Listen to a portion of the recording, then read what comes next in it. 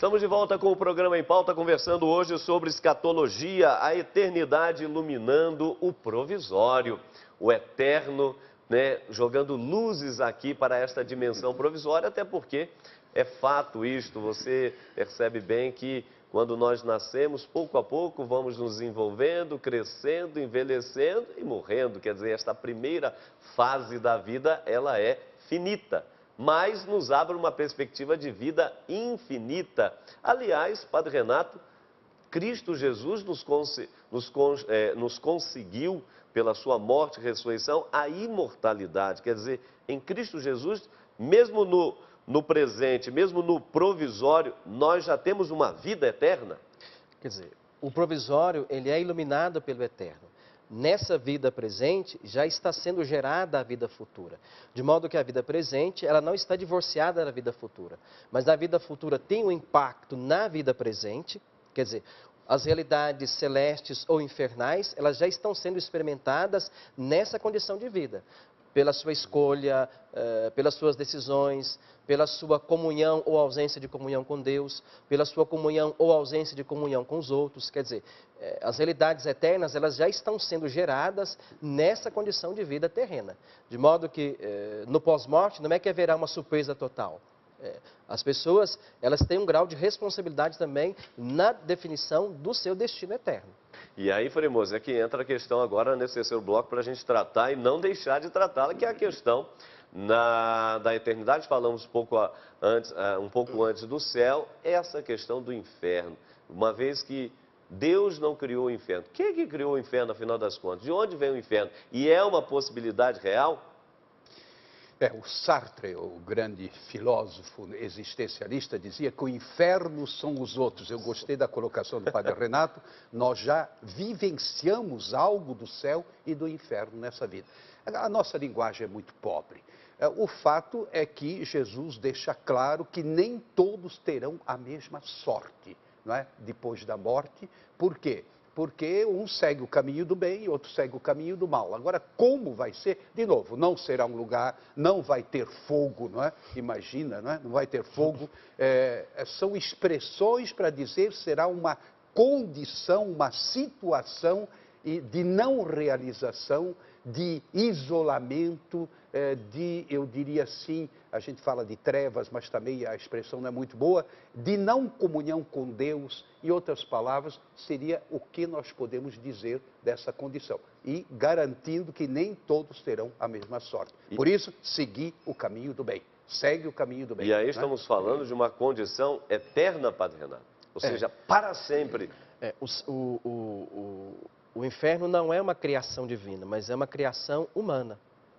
Quer dizer, é o ser humano, pela sua recusa da comunhão com Deus, com os outros, pela autoafirmação de si mesmo, pelo egoísmo, pela impermeabilidade da graça. Quer dizer, a própria pessoa ela já vai criando nesse estado de vida já uma condição infernal. E isso se torna definitivo com a morte. Né, como o Frei falou, né, é um lugar de isolamento, de ausência de amor, de ausência de comunhão, é um lugar da frustração eterna.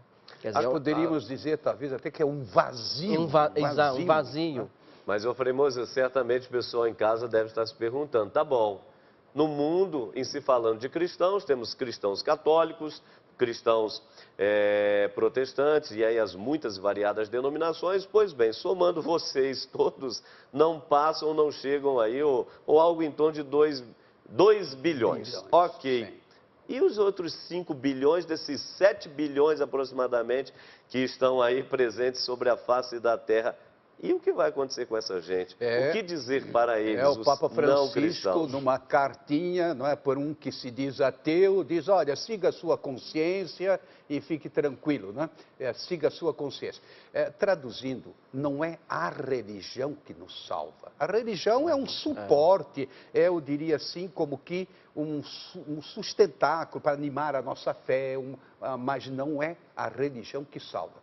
E, nesse sentido, imagina antes do cristianismo, imagina tantos que eram chamados de gentios, então está todo mundo no inferno, como é que é? Não, não. A consciência significa a identidade da pessoa, como ela vive, a seriedade. E Mateus 25, Não pergunta, você tem a etiqueta católico, o que que tem? Não, você tem simplesmente o seguinte, eu estive com fome, você me deu de comer. Muito bem, tive com sede, etc. E você me visitou, você me vestiu, então serás bem-aventurado. Traduzindo, Mateus 25 não pergunta pela religião, mas pelas obras, como viveu. Isso é que traduz a religião. Agora, então é secundário, tanto faz. Não, não. Para mim, ser católico é decisivo, porque eu recebi essa vocação. Para um outro, talvez fazer o papel do ateu é muito importante. E às vezes a gente tem a impressão que é mais fácil discutir com certos ateus, não é, do que discutir com certos cristãos, não é? De linha dura, de direitona, sabem tudo, não é? Intransigentes e assim vai.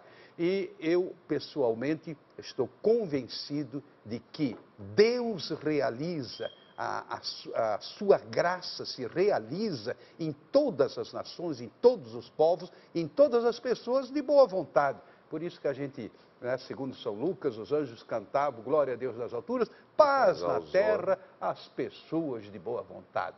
Então, ali é que está o jogo. Mas como final. é que fica, o Padre Renato, a questão da evangelização? Se é assim, se o mundo todo, pelas boas obras, pela boa consciência, por essa lei natural, faça o bem, evite o mal, podem obter esta salvação, como é que fica então a questão do mandato que a igreja recebeu de Jesus? Ide e evangelizai. E os que evangelizar, batizai. Em nome do Pai, do Filho e do Espírito Santo. Quem crê será salvo e quem não crê será condenado. Como é que fica esse negócio? Meio complicado, né? Vamos testar o nosso teólogo. Né? Uma questão bem espinhosa. Mas existe uma fé que é implícita e explícita. Pode ser que a pessoa explicite a sua fé aderindo ao batismo, à igreja, a uma pertença que é visível. Mas pode ser que a pessoa, mesmo não tendo uma pertença que é visível à igreja, à fé, mas ela vive valores profundamente humanos. Profundamente cristãos. Porque o que é profundamente humano é profundamente cristão. Perfeito. Né? O amor, a justiça, valores universais. Compreendo. Porque Deus também pode conduzir a salvação, até mesmo quem não o nomeia. O próprio Perfeito. Concílio Vaticano II aposta nisso. Quer dizer, pode ter uma nomeação de Deus que não é explícita, que não é institucional, mas que está presente no coração do sujeito pela forma como ele age, pelo bom pai de família que ele é, pelo bom empregado que ele é, pela honestidade das suas relações. Quer dizer, existe uma pertença que é explícita, mas eu não posso dizer que aqueles que não estão dentro da instituição, eles não serão salvos. Até mesmo porque, o Frei já falou, não é a instituição que salva, não é a igreja que salva. Quem salva é Deus. A instituição, ela é mediadora da salvação. A igreja é mediadora da salvação. Mas a salvação, ela é divina. Ela é divina. Mas aí, ô Frei Moser, Jesus, então, não nessa perspectiva que vocês estão dizendo, mas muitos até defendem. Jesus, então, seria um salvador entre outros. Você tem Jesus no cristianismo, você tem Buda no budismo, você tem Maomé no islamismo e assim por diante. Como é que fica isso? Não, eu diria todos eles somam no sentido de levar os seres humanos ao encontro do divino, na realização humana do divino. Mas, evidentemente, o Salvador é Jesus. E, através de Jesus, todos esses outros, por assim dizer, são canais da graça de Deus. Sobretudo, são religiões muito sérias. Budismo, por exemplo, não é? Shintoísmo, etc. São religiões assim profundas. E eu fico meio, eu diria, inquieto quando vejo um certo desprezo. Não, porque é budista, porque não sei mais o quê. Pelo contrário, tem uma espiritualidade. O Ocidente é decadente. O Oriente, a luz vem do Oriente. Nós nunca podemos esquecer e não confundir com a situação atual do norte da África. Não, o Oriente tem uma grande vitalidade religiosa. Agora, como é que fica? Eu diria o seguinte, primeiro, todos os seres humanos são imagem de Deus. Até o pior marginal vai continuar sendo imagem. Agora, semelhança de Deus, aí vem o esforço humano. Isso não sou eu que digo, é Santo Agostinho, os padres da igreja sustentavam Perfeito. isso. Nós temos que nos empenhar para ser semelhantes. Agora, Jesus, quando diz quem crê será salvo, etc., a igreja cabe ser uma luz para ajudar as pessoas a se encontrarem na sua consciência, sua identidade profunda, encontrar a Deus. Não é? Então, ela é um instrumento, não é? Como diz o canto de São Francisco, né, atribuído a São Francisco, fazei-me instrumento da vossa paz. E ela então tem essa missão de levar essa luz do Cristo sem desfazer das outras estrelinhas que estão no céu. Eu digo, Cristo é o sol, a igreja é a lua, e as várias religiões, etc., são as estrelas. Nosso tempo está quase terminando aqui, Frei Moisés, nós vamos ainda às ruas. Eu acho que já estamos no fim do mundo, né? Com as coisas que estão acontecendo no dia a dia. Acho que isso aí já é o fim do mundo para nós. Acho não, cara. Não. Ah, eu não sei. Não tem como ter previsão. Não tem previsão para isso, não. Não acredito que seja assim, tão rápido assim, não. Ah, com certeza, né? Ah, por causa dessa violência toda. Algum dia, sim. Agora, só Deus sabe quando. Então, esse negócio de... Existia até ditados antigos aí que de 1.000 passará, 2.000 não chegará. Isso eu ouvi muito na minha infância. Então, isso é tudo balela. Porque Jesus falou que nem os anjos do céu sabem quando o mundo vai acabar. Então, pode, hoje, amanhã, daqui a 1.000 anos, 10.000 anos, 1 milhão de anos, ninguém sabe. Eu creio que não. Dentro da cabeça do homem, não destruir mais que está destruído, né? Vai conseguir recuperar. Para quando nós podemos esperar o chamado fim do mundo? Ou, coincidindo com a vinda de Cristo, como que se deve entender isso corretamente? Antes de terminarmos aqui, o nosso tempo está corrido, por favor. Do ponto de vista da fé cristã, a história ela caminha para uma consumação. Quer dizer, ela tem uma linearidade, ela tem uma indicação e ela caminha para essa consumação. E essa consumação, ela se dará por ocasião do retorno de Cristo, segundo a fé católica. Mas não se está datado e agendado de como será essa segunda vinda e nem de quando será. Quer dizer, não é possível descrever como será e como acontecerá esse retorno de Cristo, que a teologia chama de parousia. Mas o que se sabe é que haverá uma consumação da criação. Quer dizer, Cristo retorna para consumar o reino. Jesus, desculpe, no Evangelho dá alguns indicativos da vinda do Filho do Homem. E aí, Mateus, por exemplo, chama a atenção, não é? Haverá terremotos, fomes, guerras, etc. e tal, não é? E muitas pessoas dizem, olha, os tempos que nós estamos vivendo parecem bem de acordo com o que o Evangelho aponta para essa possível, não é possível, não, para essa vinda de Jesus, julgar os vivos e os mortos, separar as ovelhas dos cabritos, enfim, exercer o juízo chamado final. Essas imagens são imagens apocalípticas, né? São imagens que trabalham com o imaginário. Mas não se sabe, de fato, como se dará. Porque por ocasião do retorno de Cristo haverá também, né, o juízo final, mas não é possível antever como se dará. Mas as pessoas, elas pensam que o retorno se dará por esses movimentos cósmicos, mas isso não é possível saber como se dará. O que a fé cristã diz é que ele retornará. Afinal das contas, o Frei Moisés aqui terminando, né, já quase numa mensagem final, e ainda queremos dar só esse toquezinho, por favor, rapidinho, quer seja indo para ele ou ele vindo, nós vamos inaugurar o eterno. E no eterno, para além do céu e inferno, que nós já comentamos, também essa dimensão do purgatório. Rapidinho, o que é o purgatório, afinal das contas? É mesmo que se diz por aí, o que se aprendeu, ou até que se pregou, chama, fogo? O que é esse purgatório? Certamente não tem chama nem fogo. Eu diria apenas o seguinte, nós precisamos ser purificados. Agora, uma vez que você morreu, você entrou na eternidade, não tem tempo. Não tem espaço, não tem tempo. São categorias humanas, transitórias. Simplesmente nós seremos purificados para poder estar em comunhão plena com Deus. Agora, como? Nós não sabemos. Isso se chama purgatório, purificação. Tá certo.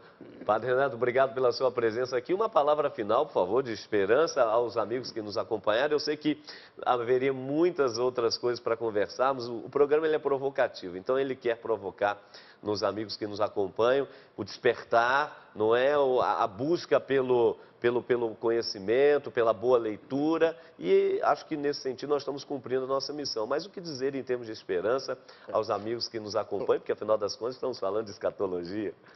A esperança é de que essa vida presente, ela já é uma vida escatológica. Quer dizer, a escatologia não diz respeito só às questões últimas, mas nessa vida presente nós já estamos saboreando tanto o céu como o inferno. Isso depende de como cada pessoa... E o purgatório também. O purgatório também, nos purificando também de muitas coisas. Quer dizer, então nós já estamos antecipadamente experimentando essas realidades. Então, é uma mensagem de esperança. E depois, nós não sabemos de fato o que vai acontecer depois da morte. Tudo isso é possibilidade. É possibilidade. São realidades possíveis. Porque um outro nome da escatologia é a teologia da esperança. Tá certo. Frei Mose, por favor. Não, diria aos nossos telespectadores, não é? Um dos cantos que mais me animo é a missa das bem-aventuranças da Miriam Collins. Pena que eu não tenho aqui o texto completo, mas basicamente é assim: a certeza que está em mim é que um dia eu verei a Deus. É uma melodia linda, toda a missa bonita, sabe? É só procurar no Cantos de Orações da Editora Voz que você vai encontrar. Tá certo. E com essas palavras nós estamos terminando por aqui, agradecendo o seu carinho, a sua participação e prometendo, obviamente, retornarmos na próxima semana com muita alegria, com muita esperança, com uma boa reflexão para você que nos acompanha semanalmente aqui pela TV Canção Nova. Então, para você, um ótimo final de semana, aprofunde, busque, investigue, vá buscar tudo aquilo que a igreja e a boa literatura oferecem em termos de escatologia, para que possamos dar respostas a esse tempo, não é? Especialmente porque estamos vivendo aí também o Ano da Fé. Vamos ter temas sobre o Ano da Fé e também outros temas, porque vem o Advento daqui a pouquinho chegando aí, e sobre tudo isso nós também vamos conversar aqui no programa Em Pauta. Até a próxima sexta, se Deus quiser.